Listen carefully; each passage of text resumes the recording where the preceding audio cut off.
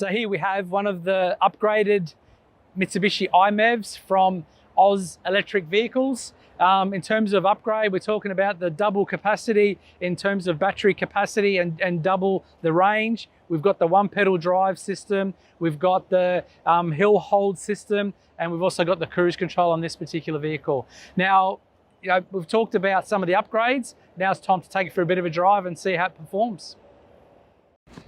So one of the benefits, obviously, of increasing the battery size is how responsive the vehicle is. And I know they've done a bit of work with the actual programming. So I've driven the before and the after, and in terms of acceleration, definitely the after is far superior. So let's have a bit of a feel. It's on a control environment here. I'm just going to give it a little bit of acceleration, and we'll feel the effects of the upgrade.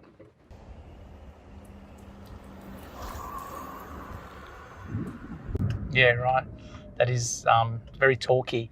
And we know one of the features or the characteristics of electric motors is 100% torque. And I know the programming in this one here optimizes that torque curve. So it is absolutely torquey off the line. So great improvement.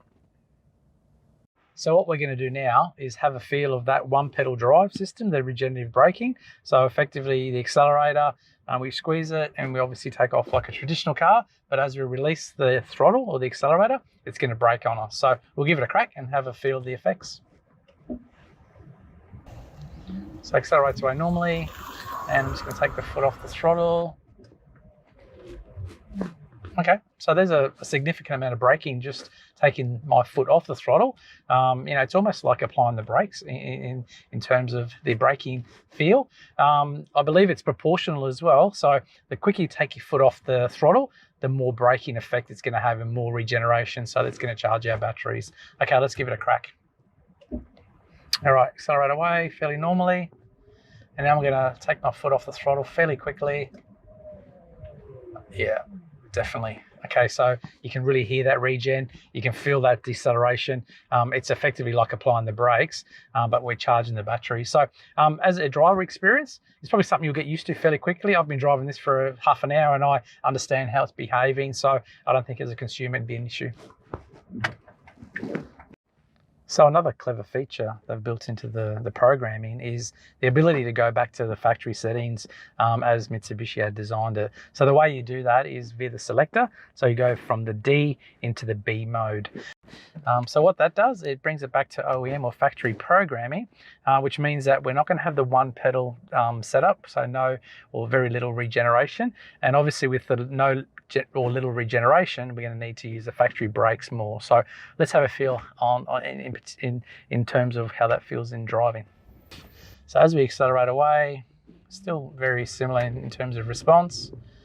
Now as I back off, okay, so that's coasting like a normal vehicle would, and as I apply the brakes.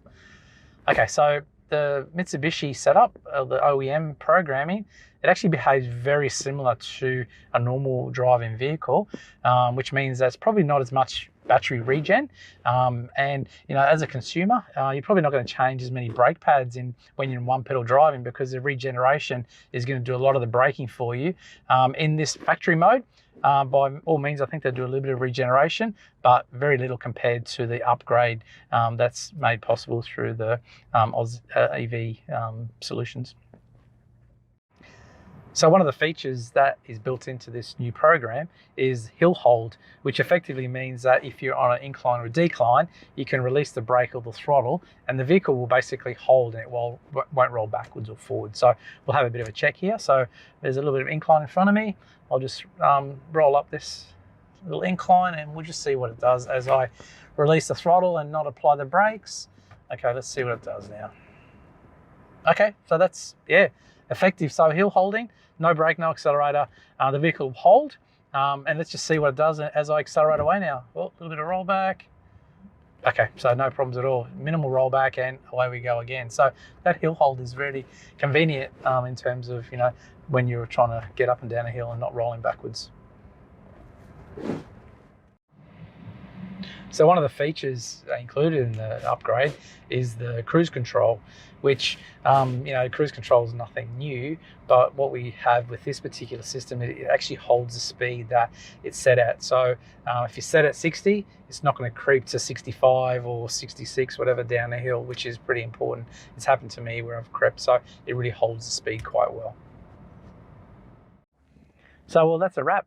We've given the car a good test drive. We've checked out the features and the functions.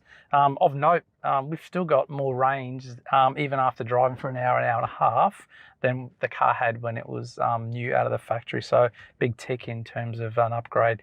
The one pedal drive, a little bit of getting used to, a few minutes, and I was used to that. But the big benefit is obviously the hill hold. It holds on the hills. The regenerative braking means we're getting a bit of juice back into the batteries, and also the cruise control. The fact that it doesn't overspeed or underspeed and maintains that what you've set it at is a real benefit. So in terms of an upgrade, certainly a really worthwhile upgrade, and certainly breathes a new life into this vehicle.